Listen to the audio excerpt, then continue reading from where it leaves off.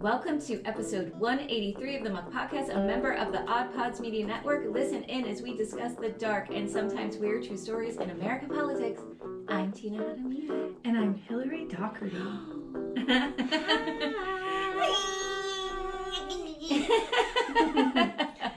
Girl! Oh my God. Oh, welcome to the Muck Podcast. So we were in an Odd Pods meeting this week, and I told Tina that Richie from Super Media Bros was like, I just keep forgetting to reintroduce who we are, and I was like, we need to reintroduce who we are. We have not done that in a long time. I know. So where do we start? We're in the middle of our fourth season of this podcast. Presume? Yeah. We met on a long, dusty, dark road. Yes, we did. We found each other, fellow murderinos. You know, it's so funny because a picture came up the other day of us and our, I don't know what it was, but all I know is that if it wasn't for My Favorite Murder, we wouldn't be sitting here. Yeah. You know, Tina walked into a meeting and was wearing My Favorite Murder shirt, and I was like, "You're a murderino? Stay sexy. Yeah. Don't get murdered." I was like, "Holy shit!" That's how we started our friendship. Yes, he's leaving. I'm very upset about it. Very upset. I am too, but I feel like he's on a journey. He's on a... Yeah, he is. It's interesting to watch. Yeah, I'm happy for him. I am too, but I was like, the nostalgia. Yeah, totally. So anyway, we come here once a week, and we talk a lot about local. We live in Florida. We talk about local, and we also talk about national politics. It's our favorite thing ever to talk about. We are super, super, super political nerds. It's all we talk about ever. Even when we get together with our friends, it's all we talk about, what's happening. There's nothing else. And I don't know. I kind of think I always wanted this podcast to make all of that really interesting, right? Yeah. To call out, inform people, let them know what's going on, and also here's some wild things that have happened in our history that I think you can apply to so many other things that are happening today. And I find that the most interesting about what we do. Yeah, and if you like true crime, we have these true crime kind of stories, but just in the world of politics. Yeah. So we get our local stuff up front, and then if you're into the story, you stay for the story. Yeah. And we always have something interesting. Yeah. And also I don't want it to ever turn people away from politics. I want you to see it and acknowledge how fucked up things are and how crazy people are that get elected, and then go, oh God, I need to vote more. That's what I want. I don't want you to go, oh, I gotta stay away from this. I want the people to say, I have to get more involved. Let me get my vote by mail ballot. All the things. Yes. So that's who we are. And anyway, so we do a little bit of news up front, and then we'll get to our story, which is my turn today. And I have never been more excited about my story. I have to tell you, I just said this morning, I love when it's my turn and my story is, I'm so fucking stoked about it. I can't wait. You are gonna fucking love it. I cannot wait. I can't wait to hear it. So what do you have for up front? My up front, I had a couple things that were DeSantis focused. One is I read this article, I think it was posted by Anna Eskamani, and then I went and read the article from, I believe it was the Tampa Bay Times, and it's about the brain drain. Oh yeah, I thought about you. Yeah, I almost feel like everything you predicted about colleges and how he's attacking schools and colleges has come to fruition. It's coming true. Yeah. And they looked at the top universities and they said, it's not like nothing major yet, but there's definitely an increase in the amount of faculty that are leaving. And then they talked about how there was one position where they used to get 250 candidates, 20 people, and they're not qualified. So and then people who are qualified that they're like, yes, come work for us, they take jobs for less pay in a less prestigious school because they don't want to come to Florida. Yeah.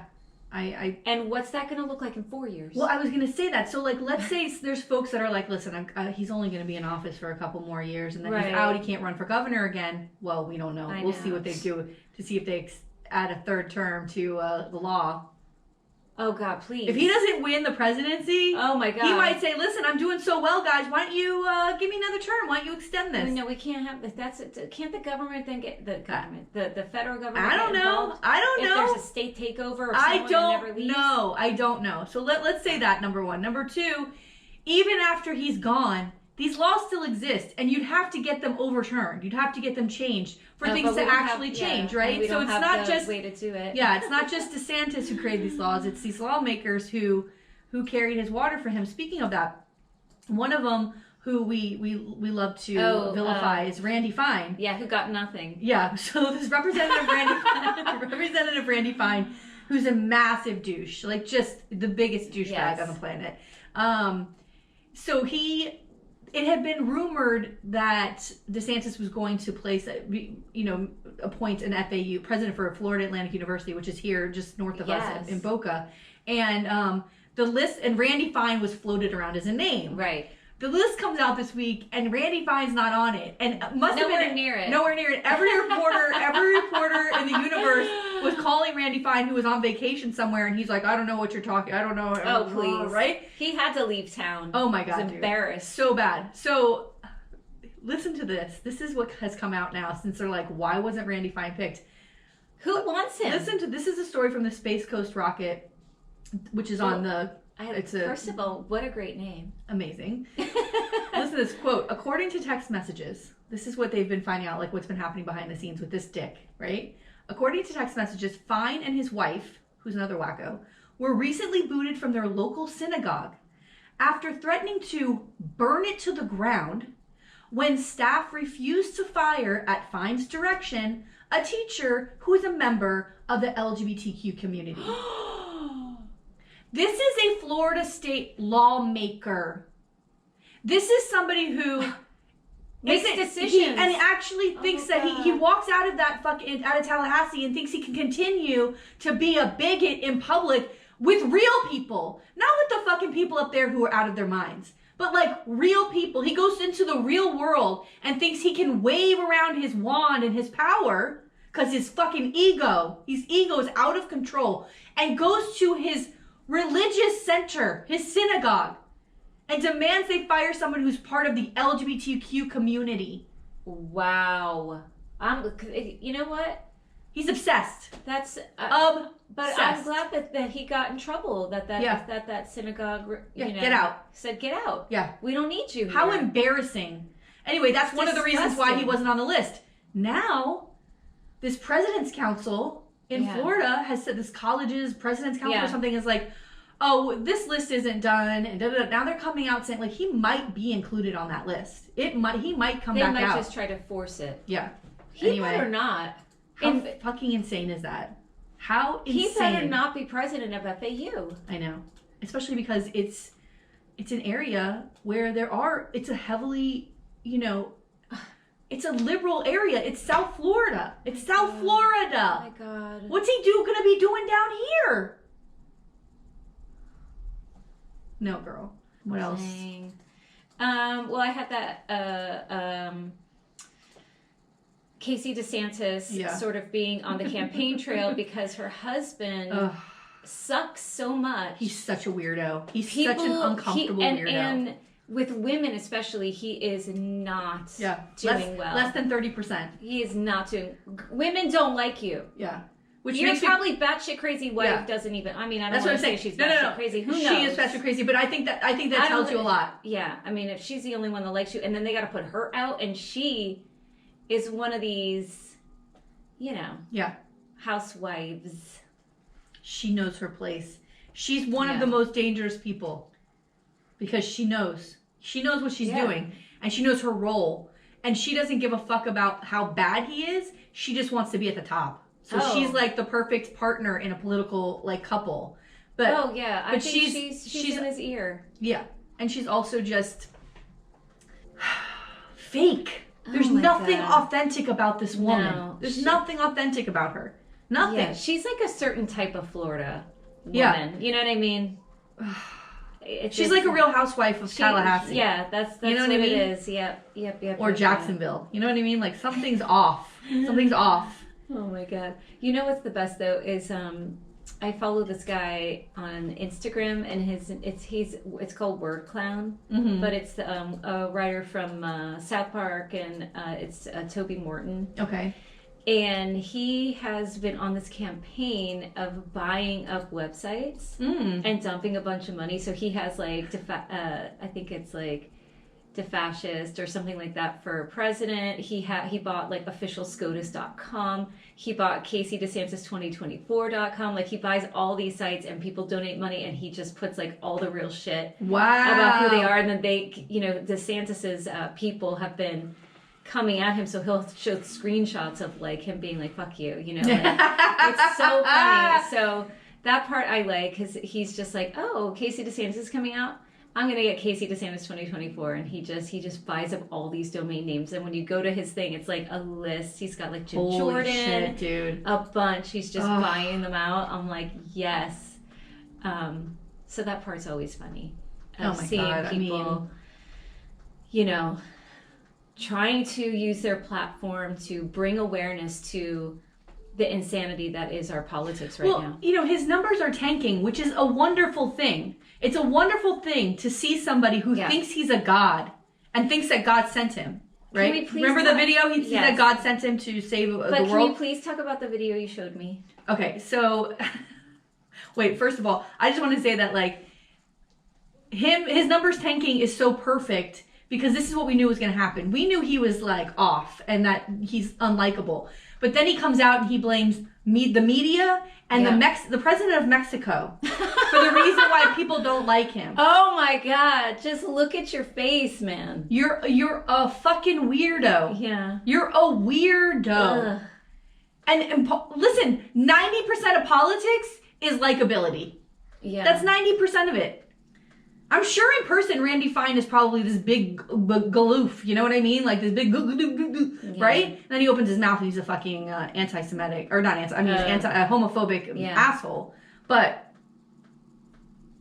you know, what are you going to do? So anyway, DeSantis put up this video, his campaign put up a video that's anti-LGBTQ, but it was really like trying to show that that Trump was for LGBTQ. And so the video they put out was so bizarre. It looked like a video you would see in a gay bar, to be honest with you. The splicing is so good because he's paralleling himself with Patrick Bates. Yeah. From the serial killer. Yeah, from American Psycho, which I don't understand. Like Tommy Shelby from Peaky Blinders. He's the other one that was cut in there. And then Peaky Blinders and Cillian Murphy, who plays Tommy Shelby, had to put out a statement saying, "This has been used without our authorization. We do not support DeSantis." That was the greatest fucking thing ever. Oh my God. They're like, no. Nobody likes you, DeSantis. Yeah. So that might be why they had to pull it too. And then Brad Pitt as a gladiator. Yeah. It would cut to those guys, like these tough, masculine, hot motherfuckers, and then it would cut to this. Cut to this doughy nerd, and he was like, you know what I mean? It'd be like, here's Brad Pitt, and then it'd be like, wah wah wah. Like it was the weirdest cut video.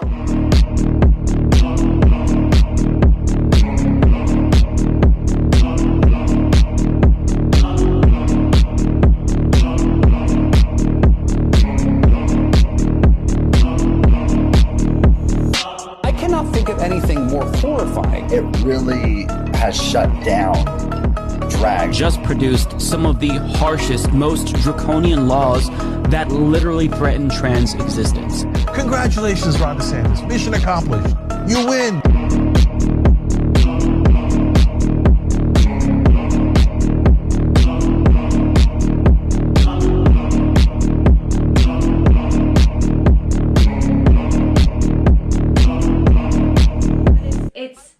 To have this man think somehow that he represents, you know, that I mean, obviously he thinks that he's the hero in everything. He thinks he is the hero of the movie. Yeah. And he's not the hero of the movie. Yeah. He's lucky if he's a side character. Yeah. You know what I mean? He maybe is an extra in a crowd. He's the bad guy. Yeah. He's the villain. And that's what's wrong. Like, that's what we always say. I swear to God, we must have said this 10 times on the podcast. They think they're doing, like, the Lord's work. They think that they're the good guy. And they don't understand, because we all see that from the outside, that they're the bad guy. Yeah. They're the bad one. You're not going down in history books as somebody who everybody's going to admire. No. I know. And the worst part is, He has to. they know it. surround themselves with people who tell them that, oh, you're doing such a good job. Oh, no. Oh, who continue to feed into this. Trump had the same thing. Not one person, including his chief of staff during the January 6th, was like, bruh, pull it back. Yeah. Like, put out a statement. We got to pull back the horses. We got to back up. No, but they're like, keep going. And meanwhile, next thing you know, someone's rubbing their shit all over the walls of Congress. Can you Like, imagine? it's fucking wild. And the same thing with DeSantis. Nobody's ringing the bell there. Like, no one's saying to him, yo, although somebody must have said something because the numbers were so bad that they took him off the campaign Took him trail off. and put his starry-eyed wife out there. Mamas for DeSantis. Oh my God, and she's insane. Yeah. Moms for Liberty times a million. First of all, she chose to marry this man. But Which we all know that story. I mean, have we told that story on the podcast about his dating? It was in this book that his roommate wrote a book about him from college. And he had a thing. DeSantis had this thing. He'd go on dates. Yeah, we talked about this. About this. And they went on, if he would go on a date, he would, instead of saying Thai food, he would say thigh food. He'd Something like purposely that, yeah. mispronounce it and say thigh food. And most of the women would correct him. And then he would never date them again. If they corrected how he said it, Casey DeSantis didn't correct him. Girl. Either she didn't know or she was just Girl. like, I'm going to hitch my wagon to this star. Yeah. No. He doesn't want to be corrected. He doesn't want it to be told he's wrong, especially from a woman. Oh, I don't know how. No. But she kind of, I feel like she's like the Lady Macbeth over there, Oh, like in his ear. she's very manipulative. Yeah. I really do. Yeah.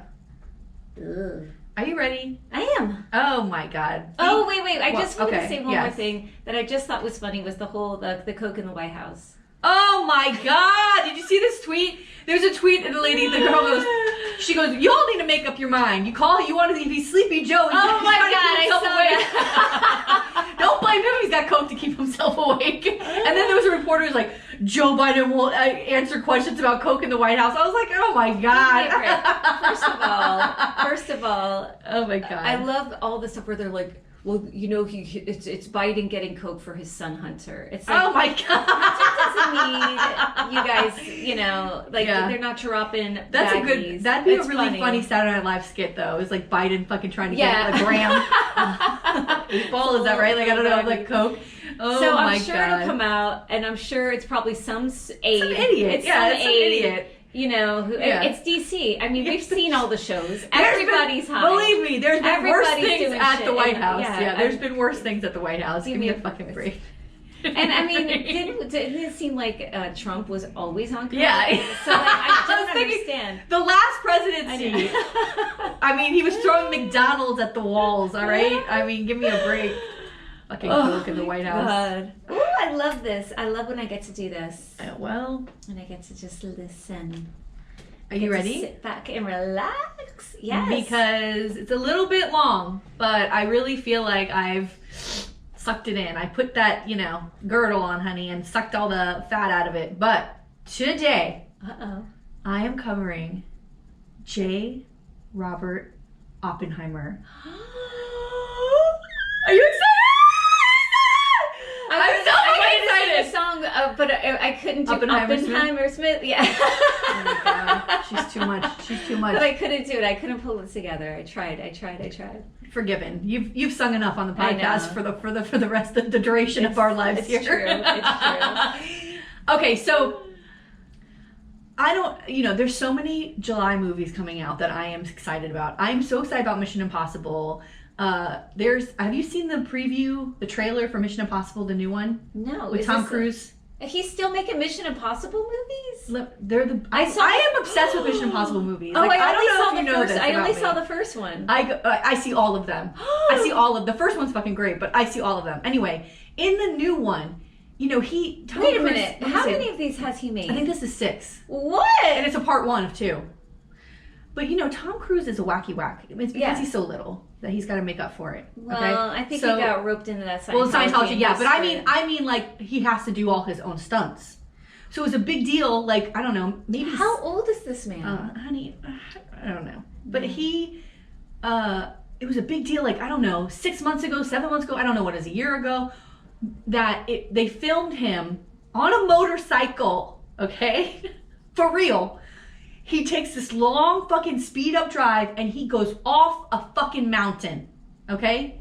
Like, he did his own stunt. Why? And Why in the trailer, I was like, like when you see it, it's fucking insane. And he goes off the motorcycle, drops off the motorcycle, and he does a parachute thing. Yeah. But it's in the movie, and it's fucking incredible. And so I'm so fucking excited about that. I didn't even know that they. Oh, I got goosebumps. I didn't when you even see know it, that it's they like made more than 2 mind-blowing. or 3 of these things. Oh my god, they're so good. Where am I?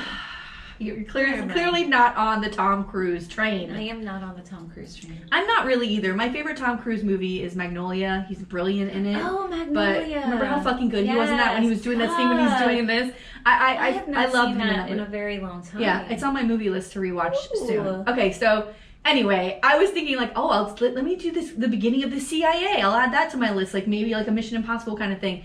And then Barbenheimer is happening. Barbieheimer, where Barbie and Oppenheimer come out the same day, and Yes. I am going to see them as I'm going to try very hard to see them both on the same day. Barbie second, of course.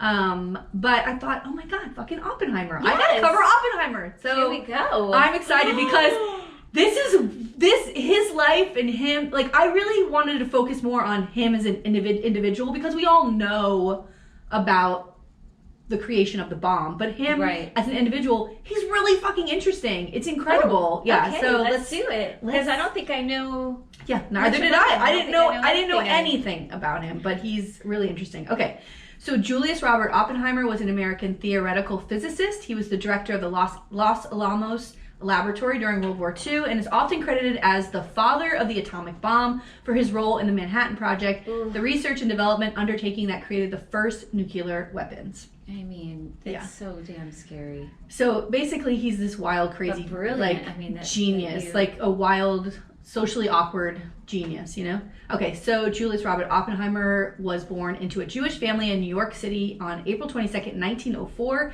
His father came to the United States in 1888 as a teenager from Hanau, which is a province in the Kingdom of Prussia. He had few resources, no money, no baccalaureate studies, and no knowledge of the English language. He was hired by a textile company, and within a decade, he was an executive there, eventually Dang. becoming very wealthy. In Wow. 1912, the family moved to an apartment on West 88th Street in Manhattan, an area known for luxurious mansions and townhouses.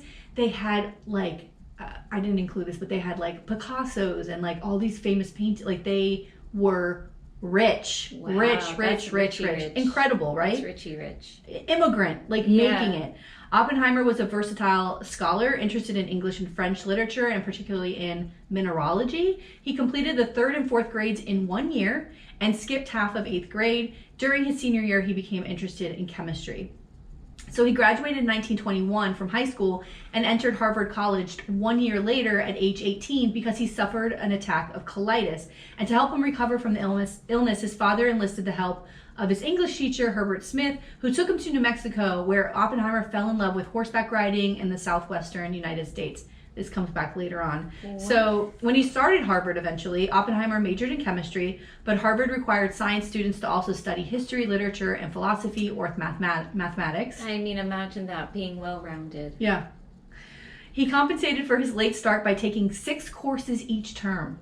In his first year, he Late was... start. The kid's 18. I guess back then. a year it's later, old. yeah. In his first year, he was admitted to graduate standing in physics on the basis of independent study, which meant he was not required to take the basic classes and could enroll instead in advanced ones because he was so Yeah. smart. Like, he tested into them, you know? He was attracted to experimental physics by a course on thermodynamics taught by Percy Bridgman. In 1925, after 3 years of study, Oppenheimer graduated with a Bachelor of Arts degree, summa cum laude. Now, I'm going to mispronounce everything in this. Every science thing is going to be mispronounced. And also, if I mention anybody's name like that, Percy Bridgman, please know that every single person that he works with, comes in contact with, studies under, or he becomes a student of his, all go on to win like Nobel Peace Prizes and whatever. Wow. Like every experiment, everything he's working, because this is all like brand new, everything that they're studying, all the experiments, all the study, it's just So they're- incredible. They all are like brilliant Wow. minds, and he's in the middle of all of them, right? Wow. With them. So in 1924, Oppenheimer was informed that he had been accepted into Christ College in Cambridge. he wrote to Ernest Rutherford requesting permission to work at the Cavendish Laboratory. Bridgman provided Oppenheimer with a recommendation, which conceded that Oppenheimer's clumsiness in the laboratory made it apparent his apparent forte was not experimental, but rather theoretical physics. Rutherford, who's at Cambridge, was unimpressed, but Oppenheimer went to Cambridge in the hope of landing another offer, so he didn't get it. He was ultimately accepted by J.J. Thomson on condition that he complete a basic laboratory course.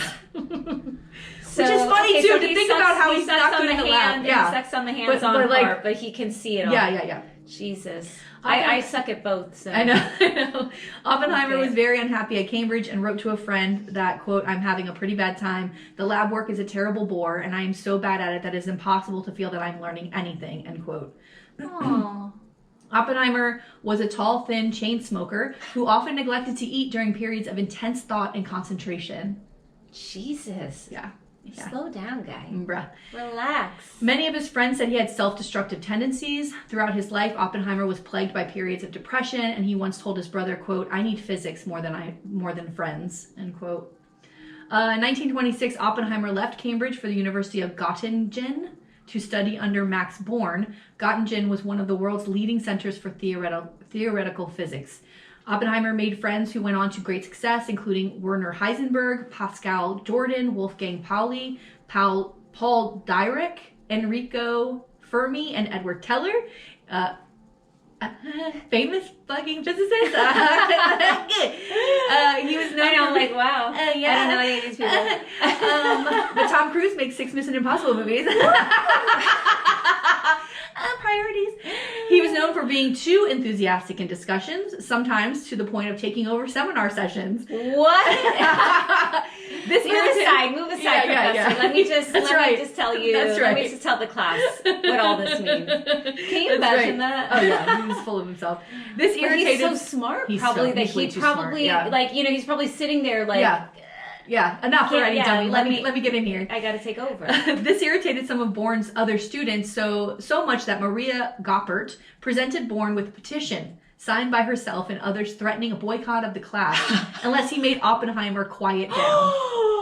Wow. So is he like the father of mansplaining? Yeah. Father of where he's just like, let me just explain everything. Yes. Born left it out, the petition out on a desk where Oppenheimer could read it, and it was effective without a word being said. So he shut the fuck up after that. He's like, all right, motherfuckers, you want to hear my genius? I'm done. Oppenheimer obtained his Doctor of Philosophy degree in March 1927 at age 23. Wow. After the oral exam, James Frank, wow. the professor administering, reportedly said, quote, "I'm glad that's over. He was on the point of questioning me," end quote. Wow. Turning the tables. Oppenheimer published more than a dozen papers while in Europe, including many important contributions to the new field of quantum mechanics. He and Born published a famous paper on the Born-Oppenheimer approximation, which separates nuclear motion from electronic motion in the mathematical treatment of molecules, allowing nuclear motion to be neglected to simplify calculations. I don't know any of that. I don't know what any of that means. And it remains his most cited work. Okay, good for you. Because that's how it works, right? You build on these experiments, you build on this research. Like, what did they find out? Okay, how can we use this? And like it's incredible. Just you talking about this makes me realize how much I do not know. Like, I don't know anything. And here's the other part of it. I don't give a fuck. Here's right, like, quantum physics sounds great. Like, I don't know, it's got something to do with this pen not standing. I have no idea what's happening. And also, but that someone's brain has the capability, or is interested enough to do that, understanding these things that like we just take for granted. We walk through the world, and it does not impact us at all. But there's somebody that understands all of this, or also just the idea of like wanting to understand it. I mean, to wanting the point to where sit down and like figure it out. Create this thing. That is the impact that it's had on the world. Right. And the fear and all of these things, like, but that your mind created and knew how to make this happen is wild. It really is. I agree.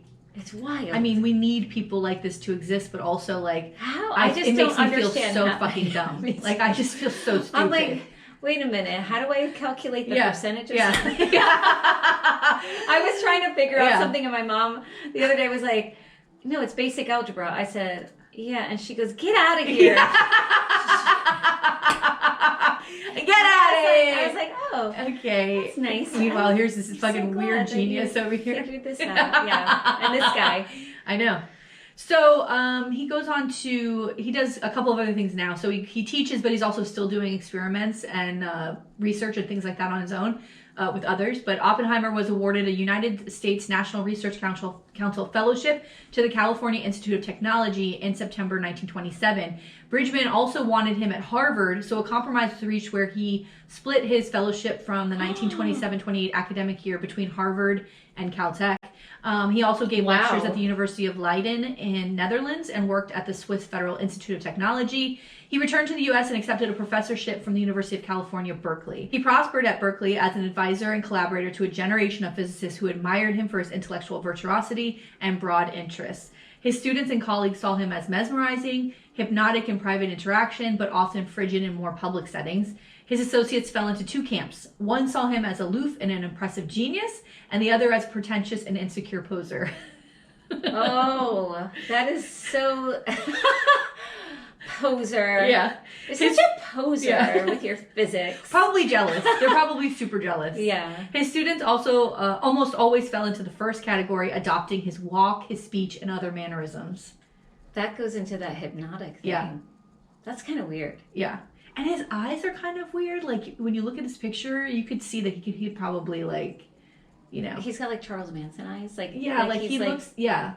Like, he's kind of cute, but also just, like, he's spitting the stuff at you. I'd be like, listen, when nerds start talking to me about nerd stuff, I fall out of my seat. Okay? I cannot take it. But this guy seems seems like he could have used that force for evil, and yeah, you know what I mean? He probably could have started a cult. Totally. Which may, by the way, so like I kind of was feeling that same way too, like about this, but then also when he gets to this lab, the way he runs it, and he's just very determined, and everybody's following behind him. Yeah, I think the same thing. Like he realizes, because like you've said a few times now that he's hypnotic, that he, you know, like there's something about his presence. Yeah. You know what I mean? Yeah. And he's probably just so smart. Yeah. Yeah. That he can manipulate or see, you know, see 12 steps ahead. Absolutely. Ooh. In 1936, Berkeley promoted him to full professor at a salary of $3,300 a year, which is equivalent to about $70,000 today. It's decent salary. Yeah. So some of his scientific work. Now, this is stuff that I don't know, but here we go. So Oppenheimer did important research in theoretical astronomy, especially as related to general relativity and nuclear theory, nuclear physics. I don't know. Am I saying nuclear right? Nuclear? Yeah. Nuclear? Nuclear. I've already been chastised that I didn't say that right. Nuclear physics, Yeah. spectroscopy, and quantum field theory, including its extension into quantum electrodynamics. Nerds, hot nerds, fuck. What is it? What is it? I like brilliant dummies. Like, I like people who are so fucking smart but can be funny and goofy. Like, that's that's hot to me. Yeah. You know? Like, you like literature nerds. I like smart. No, smart nerds. Like, this is hot to me. Yeah. Well, this to me, I don't know. Because I wouldn't know what they were talking about. Let me tell you something right now. Me neither, You know what but that's okay to me. Because that means he knows something I don't know, and that's fucking hot to me. But if we were like, I'd be like, talk about that again. What quantum mechanics. Give me the formula for. Oh God. You know, whatever. I'm so stupid. So dumb. Why don't you teach me? Fucking hot. Oh my God, Tina. We're gonna take a break. Okay, so the formal mathematics of relativistic quantum mechanics also attracted his attention, although he doubted its validity. What about them titties, though? Would that attract your attention? Hi. I wonder. Listen, all right. I'm gonna get into his personal life. I'm gonna get his personal life. He's a little wacky, but like, all right. Is he wacky? He's a little wacky. He's so brainy. Yeah, but with women, it was so fucking like he just didn't. All right, So maybe it's we're just skipping. We're skipping. Oh, okay. So his work predicted many later finds, which include the neutron, meson, and neutron star. Initially, his major interest was the theory of the continuous spectrum, and his first published paper in 1926 concerned the quantum theory of molecular band spectra. He developed a method to carry out calculations of its transition probabilities. He calculated the photoelectric effect for hydrogen and X-rays, obtaining the absorption coefficient at the K edge. I'm on the K edge of my Oh, mind. no, what is that? His calculations accorded with observations of the X-ray absorption of the sun, but not helium. Years later, it was realized that the sun was larger composed of hydrogen and that his calculations were indeed correct. Wow. So he was just making these theories of like what he thought, and then people would take them and like test them or whatever, and years later it's like he knew all of this before everybody else. That's so crazy to me. Like, I don't understand how someone's brain can theorize like this. I know. Oppenheimer also made important contributions to the theory of cosmic ray showers and started work that eventually led to descriptions of quantum tunneling. In 1931, he co-wrote a paper on the relativistic theory of the photoelectric effect with his student Harvey Hall, in which, based on empirical evidence, he correctly disputed Dirac's assertion that two of the energy fields of the hydrogen atom had the same energy. Anyway, this goes on and on and on and on and on. There's so much more that he's done, that he did. And like I said, like Harvey Hall, Dirac, like you can look up all these people he was working with and working for, or students of his, that went on to win prizes in scientific fields and Nobel Peace Prizes for all of the things that they discovered. And his hand was in almost everything. Wow. He's an incredible fucking genius. Okay? That's incredible. So a little bit about him personally. In August of 1939, Oppenheimer met Catherine Puning. She was a radical Berkeley student and Communist Party member. Hi. She was from Germany and in the United States on a student visa. She earned her Bachelor of Arts degree in botany from the University of Pennsylvania, and then she moved to California and enrolled as a graduate student at the University of California, Los Angeles. Oppenheimer and Kitty, that's what they called her, Kitty, created a minor scandal by sleeping together after meeting at a party. She was kind of married at the time, on her third husband. And also... Wait, how old is she? Yeah, very young. But like one of her husbands died. The other one, like, it ended after 5 months. But this is the third husband she was on. But also, like, what I read about him, almost every woman that he had slept with was married. Like, I don't know what the deal with that was. I don't know if it was a challenge or, like, whatever. But he didn't give a fuck. Like, he's... Like, I think on a person-to-person level, he's so, like, doesn't care about social rules almost. Like, if you find out someone's married, you kind of stay away from them. Maybe he's just so in his brain. He just doesn't give a fuck. Like, he almost and he had affairs all the time. Like, he just, he kind of didn't care.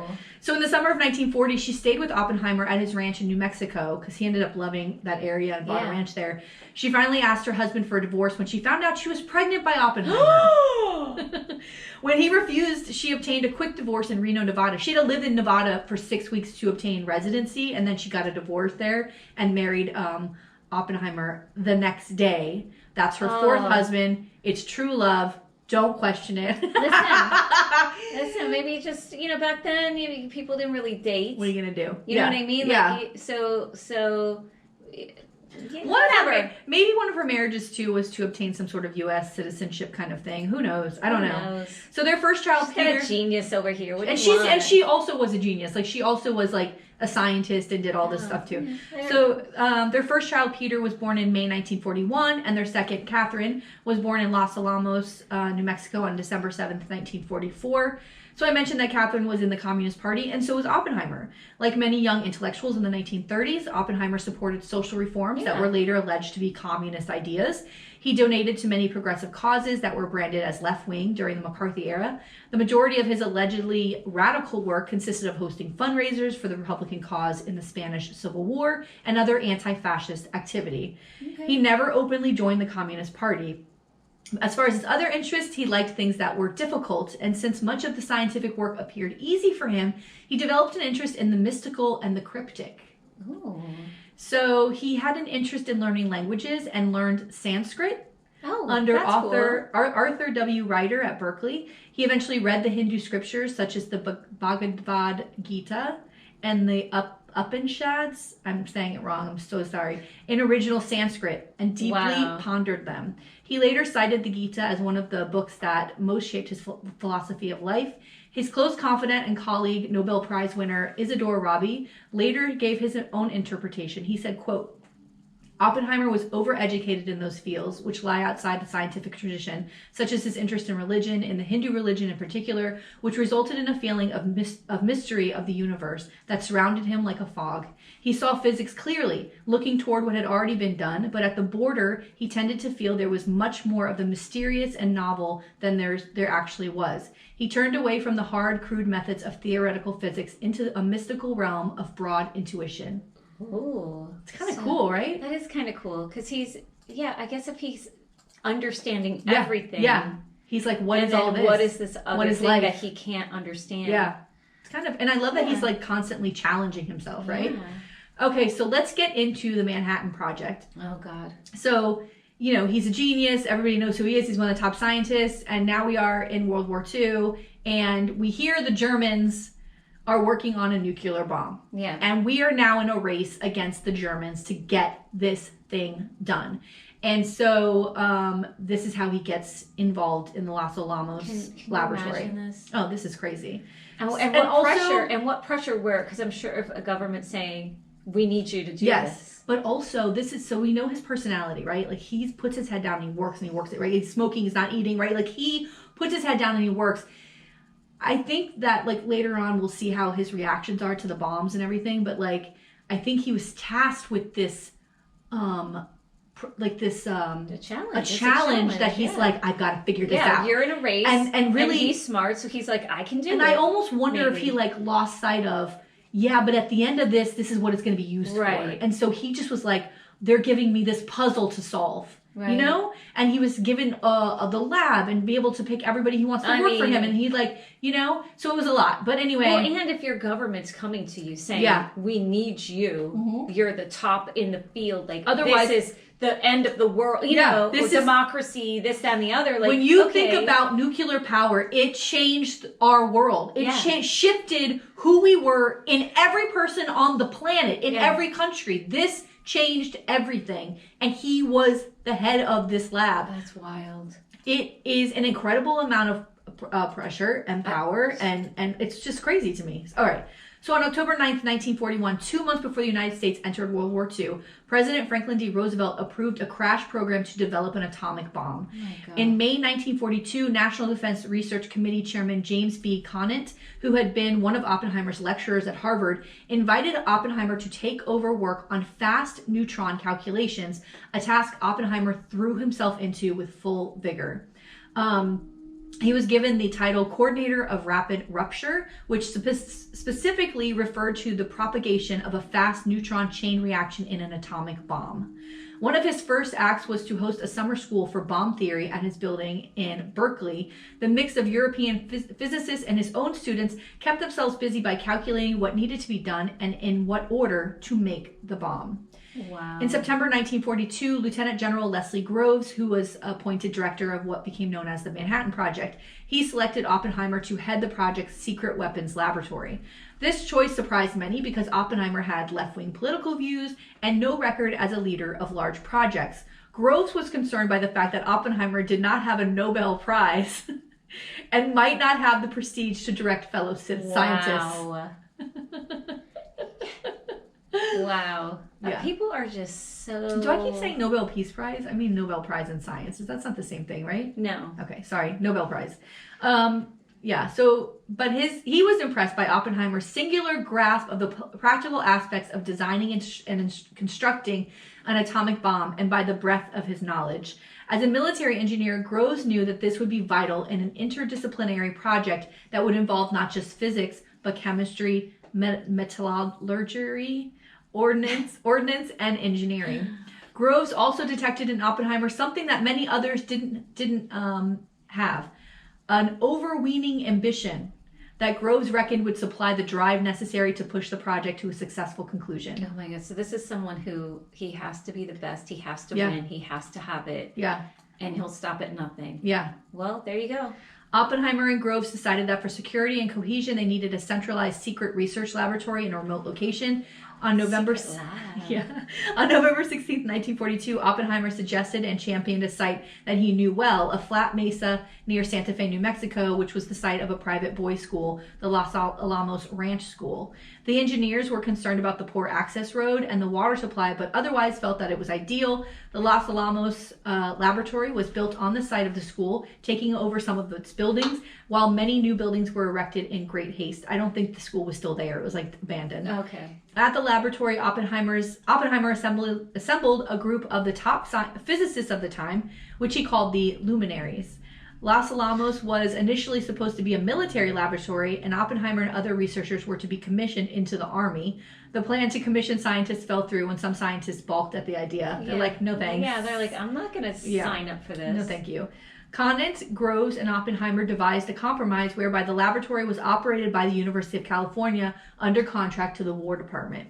Oh my God. It soon turned out that Oppenheimer had hugely underestimated the magnitude of the project. Los Alamos grew from a few hundred people in 1943 to 6,000 in 1945. Wow. And he's in charge of all this. At first, he had difficulty with the organizational division of large groups, but rapidly learned the art of large-scale administration after he took up permanent residency on the Mesa. He was noted for his mastery of all scientific aspects of the project and for his efforts to control the inevitable cultural conflicts between scientists and the military. Wow.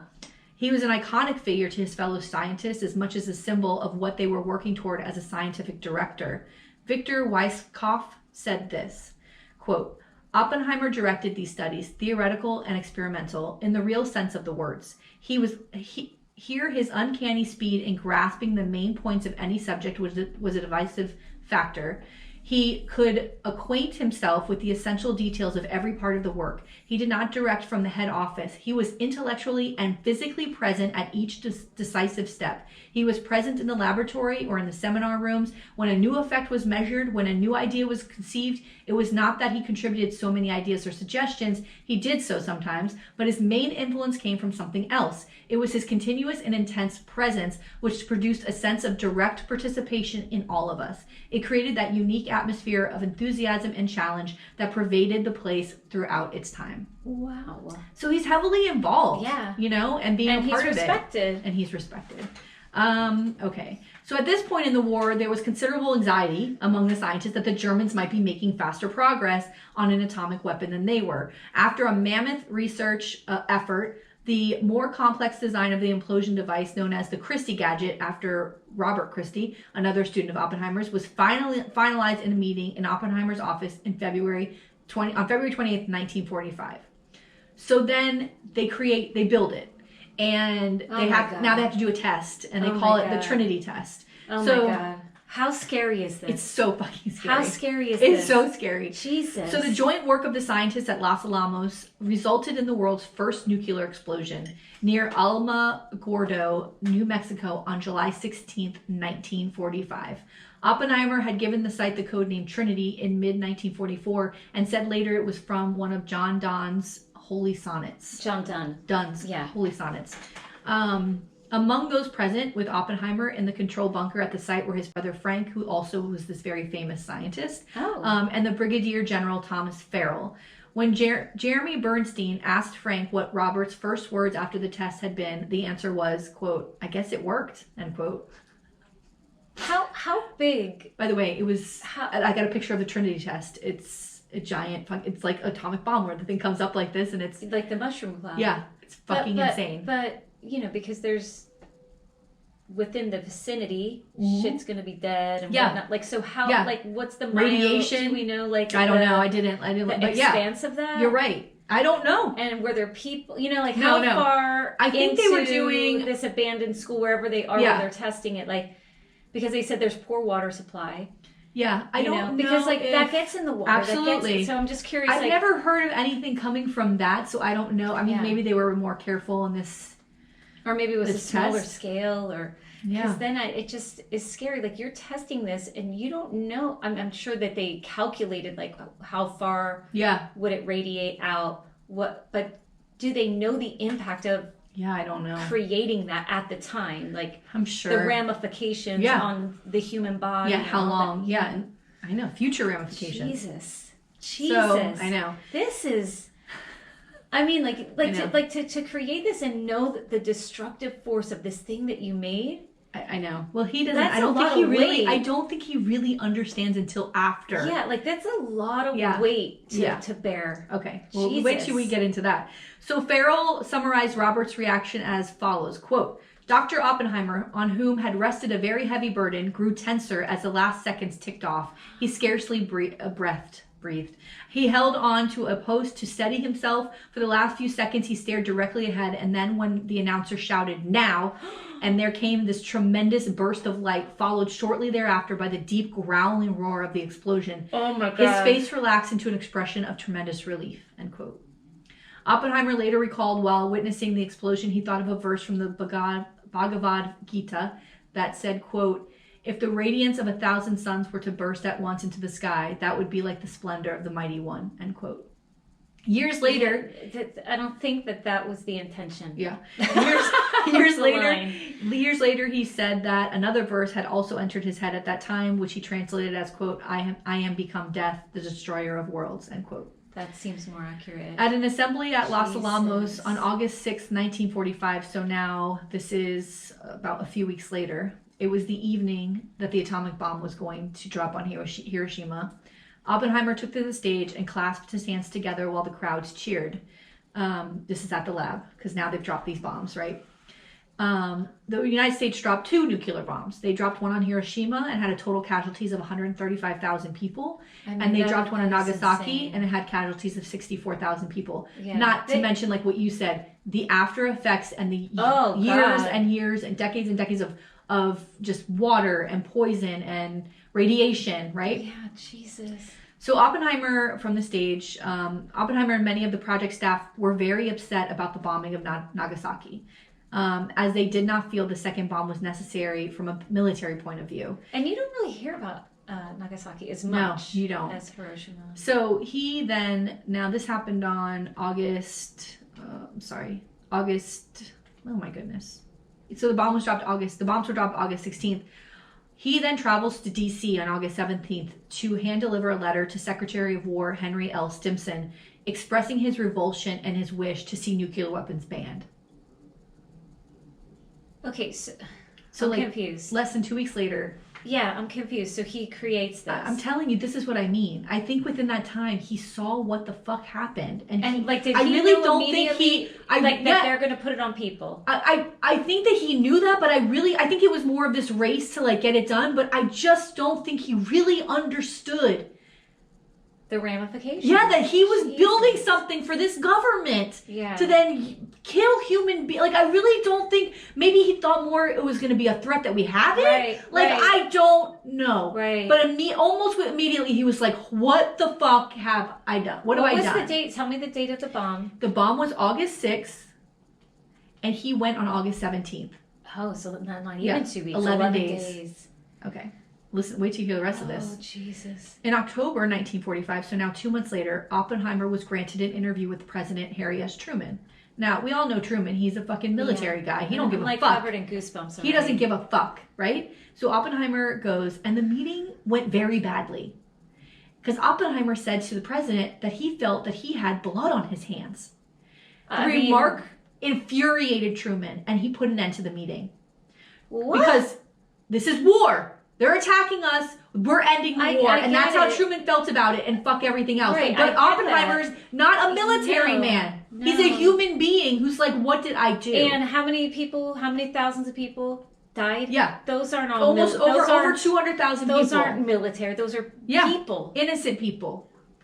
So he ends this meeting, and Truman later told his Undersecretary of State, Dean Ashion, quote, I don't want to see that son of a bitch in this office ever again, end quote. Oh, so we'll just use you. Yeah. And now you're thrown out like the trash. For his services and no respect given for it gets worse what they did to him. It gets worse. This is what's really fucked up. This is what happens now is so fucked. So for his services as director of Los Alamos, Oppenheimer was awarded a Medal of Merit by President Truman in 1946. He's probably like, take your Medal of Merit and shove it up your ass. But then, because this is the United States government for you. Oh, God. In 1946, the United States formed the Atomic Energy Commission to oversee the country's now brand new nuclear weapons program. Oh my God. Oppenheimer was put on this commission, and he used his position on the commission to argue for more control of nuclear weapons and against the development of the hydrogen bomb, which the United States tested for the first time in 1952, which was like later on they developed this. Cynthia C. Kelly, founder and president of the Atomic Heritage Foundation, said, quote, he was opposed to pursuing the hydrogen bomb, the super bomb, because that was 1,000 times more powerful than the bombs dropped on Hiroshima and Nagasaki, end quote. Oppenheimer was worried about the potential destruction that an arms race to build bigger and bigger bombs would unleash. Businessman Lewis Strauss, which is why we do not put business people on commissions who give you money. We don't put them on fucking important decision-making commissions, you dumb fucks. This is what happens when everything is like capitalism, and political, right? Who's going to give me money to win? And now I can make, this guy's going to be making decisions.